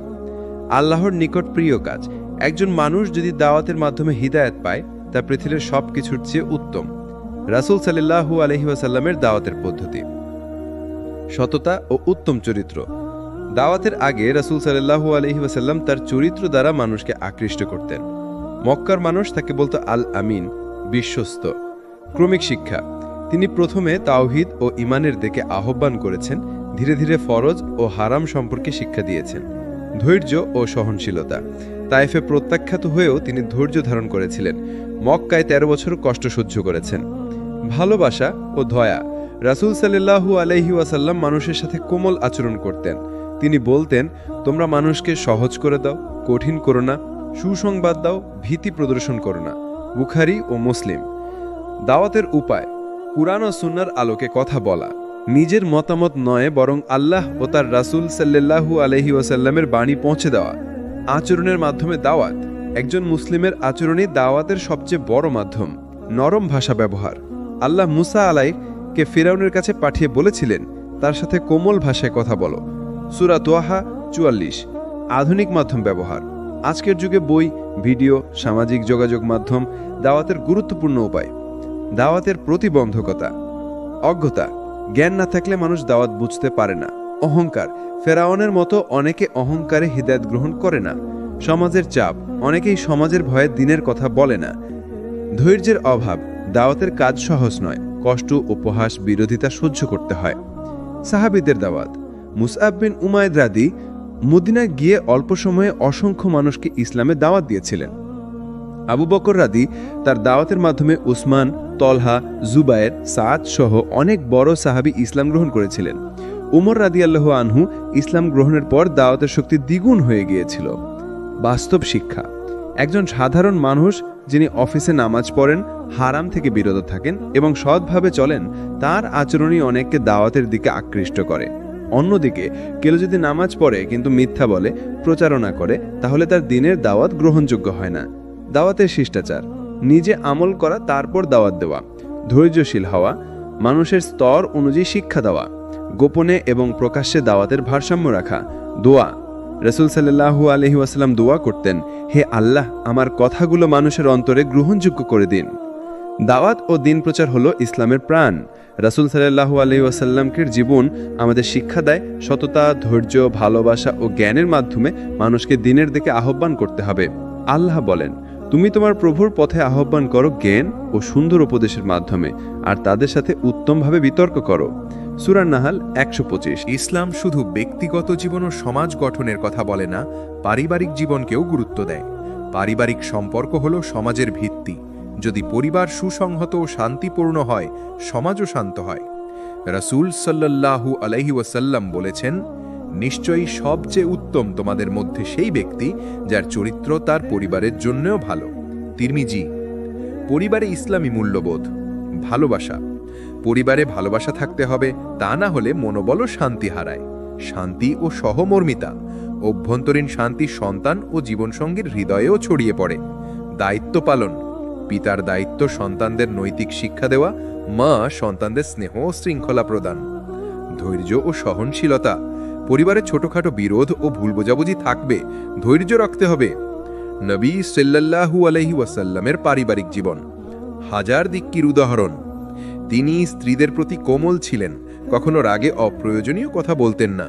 সন্তানদের সাথে খেলতেন, হাসতেন, তাদের শিক্ষা দিতেন। সন্তানদের প্রতি দয়া: হাফসা, ফাতিমা, হাসিমদের সাথে কোমল আচরণ, তাদেরকে নামাজ ও ঈমান শিক্ষা দেওয়া। স্ত্রীদের প্রতি সম্মান: খালিদা রাদিয়াল্লাহ, আয়েশা রাদিয়াল্লাহ, সকল স্ত্রীর সঙ্গে সদয় ও ন্যায়পরায়ণ আচরণ। পারিবারিক বিতর্কে শান্তভাবে সমাধান। পারিবারিক সম্পর্কের মূলনীতি: পতি ও স্ত্রীর সম্পর্ক সম্মান, ভালোবাসা, সহানুভূতি, আল্লাহর সেবা হিসেবে পরিবারকে দেখা। সন্তান ও অভিভাবক: সন্তানদের নৈতিক শিক্ষা, নামাজ ও কোরআনের শিক্ষা, উদাহরণ হিসেবে জীবনযাপন। প্রবীণ ও বৃদ্ধের যত্ন: বাবা মা বা বৃদ্ধের সেবা ও শ্রদ্ধা। রাসূল সাল্লাল্লাহু আলাইহি ওয়াসাল্লাম বলেন, মায়ের সাথে ভালো ব্যবহার করো, যাতে আল্লাহ তোমার সাথে দয়া করুক। বুখারী ও মুসলিম। পারিবারিক জীবনের চ্যালেঞ্জ, মতবিরোধ ও কল্পনাপ্রসূত সমস্যা সহজভাবে সমাধান করা উচিত। অর্থনৈতিক চাপ, পরিবারে বোঝা ভাগ করে নেওয়া। সময় ব্যবস্থাপনা, সন্তান, পরিবার ও ইবাদতের মধ্যে ভারসাম্য বজায় রাখা। বাস্তব উদাহরণ: হাশিমি পরিবার। নবী তার পরিবারকে সর্বদা ইবাদতে অনুপ্রাণিত করতেন। আজকের যুগে একটি মুসলিম পরিবার যদি নামাজ, সদকা, দয়া ও সম্মান বজায় রাখে, তার সন্তানও সৎ চরিত্রের হবে। পরিবারকে আলোকিত রাখার উপায়: প্রতিদিন কিছু সময় পরিবারের সাথে কাটানো, সন্তানদের নৈতিক শিক্ষা ও আল্লাহ ভয় শেখানো, স্ত্রী বা স্বামীকে সম্মান ও ভালোবাসা দেখানো, সমস্যা সমাধানের সংযম ও ধৈর্য ধারণ করা। দোয়া: রাসূল সাল্লাল্লাহু আলাইহি ওয়াসাল্লাম দোয়া করতেন, হে আল্লাহ, আমাদের পরিবারকে শান্তি, ভালোবাসা ও নৈতিকতায় পূর্ণ করো। আমাদের সন্তানদেরকে সত্যের পথে চলতে সাহায্য করো। পারিবারিক জীবন হলো সমাজের প্রাথমিক কোষ। নবী সাল্লাল্লাহু আলাইহি ওয়াসাল্লামের জীবন আমাদের শেখায় পরিবারকে ভালোবাসা, ধৈর্য ও আল্লাহ ভয় পরিচালনা করতে হবে। যে পরিবার আল্লাহর পথে পরিচালিত হয়, তার সন্তানের মাধ্যমে সমাজেও আলো ছড়ায়। মানুষের জীবন হল দুনিয়া ও আখেরাতের সমন্বয়। শুধু দুনিয়ার সুখের জন্যে কাজ করলে আখেরাত হারায়, আর শুধুমাত্র আখিরাতের জন্য দুনিয়ার দায়িত্ব উপেক্ষা করলে জীবন অপ্রয়োজনীয় চাপ ও কষ্টে ভরে যায়। তাই একজন মুসলিমের জীবনের মূল শিক্ষা হল দুনিয়া ও আখিরাতের ভারসাম্য বজায় রাখা। আল্লাহ বলেন, এই দুনিয়া শুধুই খেলা ও বিনোদন, তবে যা আল্লাহর স্মরণে ও নেক কাজের মাধ্যমে অর্জিত হয় তাই চিরন্তন কল্যাণ। সূরা আল নাম 32। দুনিয়ার প্রকৃতি পরিবর্তনশীল। দুনিয়ার সৌন্দর্য, সম্পদ, ক্ষমতা অল আর টেম্পোরারি। ফাঁকি ও প্রতারণা, মানুষের অহংকার, সম্পদে আসক্তি, তৃপ্তির সীমাহীন চাওয়া। রাসূল সাল্লাল্লাহু আলাইহি ওয়াসাল্লাম বলেছেন, দুনিয়া একদিনেই শেষ হবে, তবে আখেরাত স্থায়ী। মুসলিম। আখেরাতের গুরুত্ব, স্থায়ী প্রতিদান। আল্লাহ বলেন, যারা ঈমান এনেছে এবং সৎ কাজ করেছে তাদের জন্য জান্নাত প্রস্তুত। সূরা বাকারা 82। সত্যিকারের সুখ, দুনিয়ার আনন্দ তুচ্ছ, তবে আখেরাতের সুখ চিরন্তন। মুমিনের লক্ষ্য, মুমিন সবসময় আখেরাতকে সামনে রেখে দুনিয়ার কাজে নিয়োজিত হয়। ভারসাম্য কিভাবে বজায় রাখবেন? দুনিয়ার কাজকে নেক কাজে রূপান্তর করা, ব্যবসা করলে হালাল পথে, সম্পদ ব্যয় করলে আল্লাহর সন্তুষ্টির জন্য, সমাজের কল্যাণে খরচ, দুনিয়ার আনন্দ সীমিত করা, অতিরিক্ত দুনিয়ার লোভ এড়ানো, পারিবারিক ও সামাজিক দায়িত্বের প্রতি মনোযোগ, নিয়মিত ইবাদত ও তাওবা, নামাজ, রোজা, দোয়া ও জিকর। দুনিয়ার বাস্তবতায়ও আল্লাহর স্মরণ। নবী সাল্লাল্লাহু আলাইহি ওয়াসাল্লাম ও সাহাবীদের উদাহরণ। মুহাম্মদ সাল্লাল্লাহু আলাইহি ওয়াসাল্লাম ধনী হওয়া সত্ত্বেও দুনিয়ার মাল মস্কিনকে আল্লাহর সন্তুষ্টির জন্য ব্যবহার। আবু বকর রাও ব্যবসায় সফল হলেও সর্বদা হালাল উপার্জনে মনোযোগ। ওমর রাও শাসক অবস্থায়ও দুনিয়ার আনন্দে লিপ্ত হননি। বর্তমান যুগে ভারসাম্য। আজকের মানুষ প্রায়শই দুনিয়ার মোহে ভোগেন, ফলে নামাজ ও ইবাদত ভুলে যায়, পরিবারে মনোযোগ কমে, চরম চাপ ও মানসিক অসুস্থতা। সমাধান হল দুনিয়া অর্জন, কিন্তু আখেরাতকে অগ্রাধিকার। বাস্তব উদাহরণ, একজন মুসলিম ব্যবসায়ী কাজ করছে, পরিবারকে দেখাশোনা করছে, ইবাদত বজায় রাখছে। ধৈর্য, সততা, দয়া তার জীবনে রয়েছে। অন্যদিকে কেউ দুনিয়ার জন্য সম্পদ অর্জন করে কিন্তু আখেরাত ভুলে যায়, শেষে তার মানসিক শান্তি হারায়। দোয়া। রাসূল সাল্লাল্লাহু আলাইহি ওয়াসাল্লাম দোয়া করতেন, হে আল্লাহ, আমাকে দুনিয়ার কল্যাণ দাও, তবে আখেরাতের কল্যাণকে ভুলতে না দাও, এবং আমাকে আগুন থেকে রক্ষা করো। বুখারী, মুসলিম। দুনিয়া এবং আখেরাত উভয়ে গুরুত্বপূর্ণ। সঠিক ভারসাম্য বজায় রাখলে জীবন শান্তিময়, পরিপূর্ণ ও আলোকিত হয়। রাসূল সাল্লাল্লাহু আলাইহি ওয়াসাল্লাম বলেছেন, মুমিন সেই ব্যক্তি যার দুনিয়া এবং আখেরাতের ভারসাম্য ঠিক আছে। মানুষ পাপময়, সবাই ভুল করে, অনেক সময় আল্লাহর নিয়ম অমান্য করি, কিন্তু ইসলাম আমাদের শেখায় যে কেউ আন্তরিকভাবে তওবা করে আল্লাহ তার সকল পাপ মাফ করে দেন। তওবা হলো ঈমানের অংশ, যা মানুষের জীবনকে নতুন আলোকিত পথ দেখায়। আল্লাহ বলেন, যে ব্যক্তি পাপ করে তারপর তা থেকে দ্রুত তওবা করে, নিশ্চয়ই আল্লাহ তার তওবা গ্রহণ করেন, তিনি খুব ক্ষমাশীল, দয়ালু। সূরা নিসা 17। তওবার গুরুত্ব। আল্লাহর নৈকট্য। তওবা মানুষকে আল্লাহর নিকটে নিয়ে আসে। পাপের বোঝা কমানো, অন্তরে শান্তি ফিরে আসে। আখিরাতের জন্য সুরক্ষা। কিয়ামতের দিন পাপের বোঝা হালকা হয়। রাসূল সাল্লাল্লাহু আলাইহি ওয়াসাল্লাম বলেছেন, যে ব্যক্তি পাপ করে এবং সে জানে যেটা ভুল, তারপর তওবা করে, আল্লাহ তাকে দয়া করে ক্ষমা করেন। তিরমিজি। তওবার শর্ত। আন্তরিকতা, পাপের জন্য হৃদয় থেকে আফসোস করা, পাপ ত্যাগ করা, সত্যি পাপের কাজ বন্ধ করা, পূর্ববর্তী ক্ষতি পূরণ করার চেষ্টা, যদি অন্যকে ক্ষতি করা হয়ে থাকে তার জন্য সাদকা, ক্ষমা বা সাহায্য করা, ভবিষ্যতে ফিরে না যাওয়া, পুনরায় সেই পাপ করা এড়ানো। তওবার ধরন নামাজ ও দোয়ার মাধ্যমে, রাতে নামাজ ও দোয়া করে পাপ মাফ চাওয়া, সাদকা ও নেক কাজ, দরিদ্রদের সাহায্য ও অন্যের কল্যাণে ব্যয় করা, কোরআন পাঠ ও জিকির, আল্লাহর স্মরণে মনকে ধ্রুব রাখা। রাসূল সাল্লাল্লাহু আলাইহি ওয়াসাল্লাম ও তওবার উদাহরণ। রাসূল সাল্লাল্লাহু আলাইহি ওয়াসাল্লাম সর্বদা তওবার অনুশীলন করতেন। তিনি বলতেন, আমি সর্বদা আল্লাহর কাছে তওবা করি, দিনেও শতাধিকবার। সাহাবারা অনুপ্রাণিত হয়ে প্রতিদিন পাপ থেকে ফিরে আসার চেষ্টা করতেন। বাস্তব জীবনে তওবার প্রভাব। একজন যুবক যে গুনাহে অভ্যস্ত ছিল, প্রতিদিন তওবা করে নিজেকে আল্লাহর পথে ফিরিয়ে আনল। তার জীবন আলোকিত হল, মানসিক শান্তি ফিরে এলো, সমাজে সে এখন দৃষ্টান্ত। অন্যদিকে যারা তওবা করে না, তারা দুশ্চিন্তায় ভোগে এবং আখেরাতের জন্য প্রস্তুত থাকে না। তওবার অনুপ্রেরণা। আল্লাহর দয়া। আল্লাহ অগণিত পাপ মাফ করতে প্রস্তুত। জান্নাতের আশা। তওবার মাধ্যমে জান্নাতের দ্বার উন্মুক্ত হয়। আত্ম উন্নতি। মানুষ নতুন করে শুরু করে, নিজের চরিত্র উন্নত করে। দুয়া। রাসূল সাল্লাল্লাহু আলাইহি ওয়াসাল্লাম দোয়া করতেন, হে আল্লাহ, আমাকে তওবা করার ক্ষমতা দাও, পাপ থেকে আমাকে রক্ষা করো এবং আমার অন্তরকে দৃঢ় রাখো। এরপর সমাপ্তি। তওবা হলো আল্লাহর দয়া ও নতুন জীবনের সূচনা।